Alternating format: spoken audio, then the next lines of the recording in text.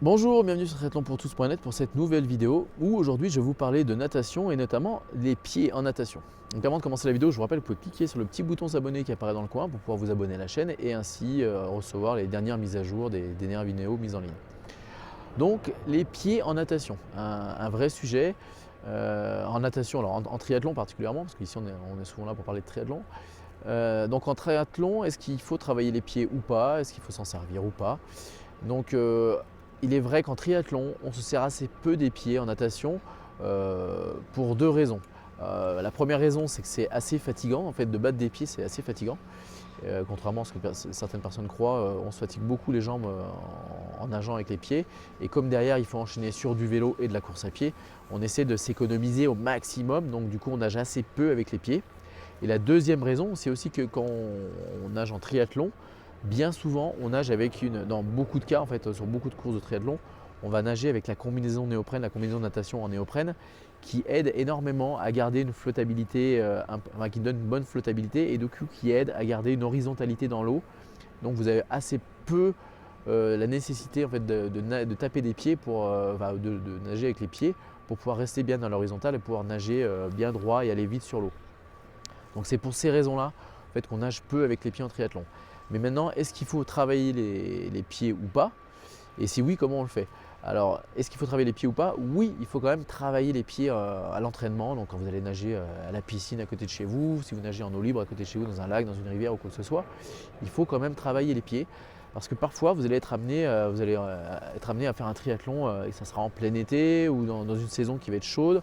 Il va faire un grand soleil, vous allez nager sur un plan d'eau qui va être par exemple un petit lac avec peu de profondeur. Donc l'eau ne bouge pas et en plus il n'y a pas beaucoup de profondeur. Donc s'il fait beau, l'eau va chauffer de manière assez importante. Et donc en triathlon, la réglementation, c'est qu'à partir de 24 degrés, la combinaison est interdite. Donc on peut être amené à faire des compétitions. Ça m'est déjà arrivé de faire des compétitions où on n'avait pas le droit à la combinaison. Et donc là, si vous n'avez jamais travaillé les pieds et que vous vous retrouvez à nager sans combinaison néoprène, alors là, c'est la galère. Parce que déjà, vous n'avez pas l'habitude, vous allez nager tout de travers, vous allez nager n'importe comment. Et en plus, vous allez vous épuiser rapidement, très rapidement. Donc c'est important de travailler les pieds en natation et pour ne pas se retrouver dans une déconvenue comme ceci.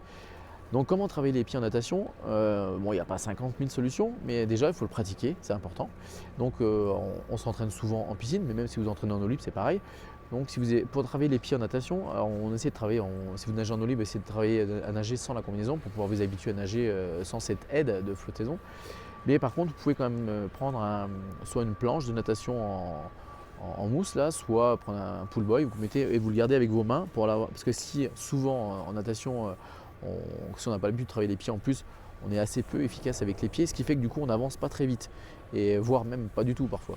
Et dans ce cas-là, on va avoir tendance à couler. Donc si vous prenez une planche pour vous aider à garder les mains au-dessus de la surface de l'eau, bien rester bien droit, et la planche va vous aider à flotter et elle va vous maintenir. Même si vous n'allez pas vite, c'est pas grave. Donc ensuite, pour travailler les pieds, vous pouvez travailler donc avec votre planche ou votre pull boy sur l'avant, soit vous pouvez travailler avec les pieds nus, nager les pieds comme ça, soit vous pouvez travailler avec des palmes. Ça vous aide à renforcer, à travailler les muscles des jambes. Et alors attention, si vous avez que ça comme palme, vous pouvez les prendre. Si vous avez des palmes de plongée là, qui sont super grandes, là, qui font 1 mètre, 1 mètre 50 de long, si vous avez que ça, prenez ça. Mais idéalement, c'est de prendre plutôt des palmes de natation. Donc là, c'est des petites palmes qui sont assez courtes. En fait, il y a un chausson plus un tout petit peu de caoutchouc autour. Vous avez une longueur comme ça de caoutchouc autour, mais ça suffit largement pour s'entraîner aux jambes.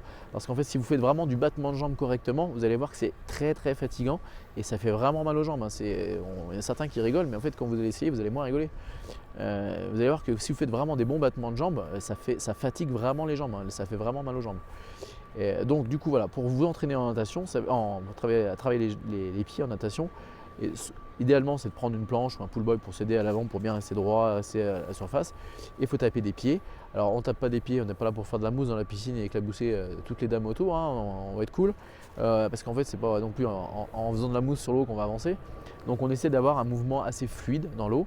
Et le mouvement des pieds en fait ne démarre pas. Souvent on voit ça, une des grandes erreurs des débutants. J'ai certainement dû la faire quand j'ai commencé aussi. il faut pas, le mouvement de la jambe, des pieds en fait, ne démarre pas à partir de l'articulation du genou. Le mouvement démarre depuis la hanche. En fait, c'est la hanche qui déclenche les ondulations et qui fait ces ondulations et qui rendent le mouvement des pieds efficace. Donc, si on pouvait schématiser, imaginez-vous une sirène quand elle nage, elle fait des belles ondulations. Et bien en fait, le mouvement des jambes, en fait, il démarre de la hanche. Il démarre pas que du genou. C'est pas que le genou qui fait ça avec les pieds qui bougent un petit peu péniblement au bout. C'est la hanche démarre le mouvement et toute la jambe fait des ondulations, des belles ondulations avec les pieds. Donc voilà.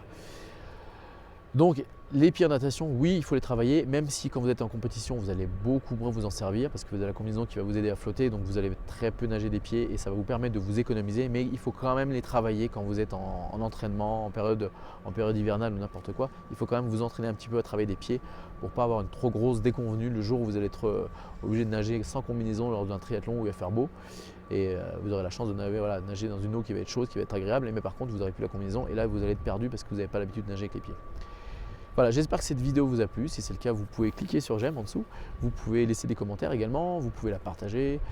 Vous pouvez vous inscrire aussi à la newsletter en cliquant sur le petit lien qui apparaît ici sur l'ordinateur ou ici sur un smartphone pour pouvoir vous abonner à la newsletter et en plus recevoir 2 bonus. Un bonus qui est un guide avec les 5 clés pour pouvoir progresser de manière efficace sans se blesser tout en prenant du plaisir.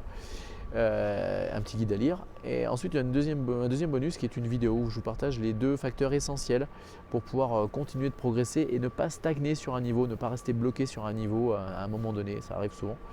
Donc voilà, ça sera 2 petits bonus sympas à découvrir. Sur ce, je vous dis bon entraînement, bonne natation et à très bientôt pour une prochaine vidéo. Salut!